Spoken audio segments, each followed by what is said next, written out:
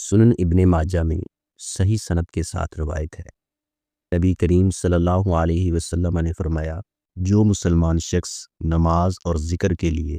باقاعدگی سے مسجدوں میں حاضری دیتا ہے تو اللہ تعالیٰ اس سے اس طرح خوش ہوتا ہے جس طرح مسافر کے اہل خانہ اس کے گھر واپس آنے پر خوش ہوتے ہیں۔ اس حدیث مبارکہ کا مفہوم یہ ہے، جس شخص نے نماز اور تلاوت قرآن، ذکر و فکر کے لیے مسجد سے تعلق جوڑ لیا، باقاعدہ مسجد میں حاضر ہوتا ہو،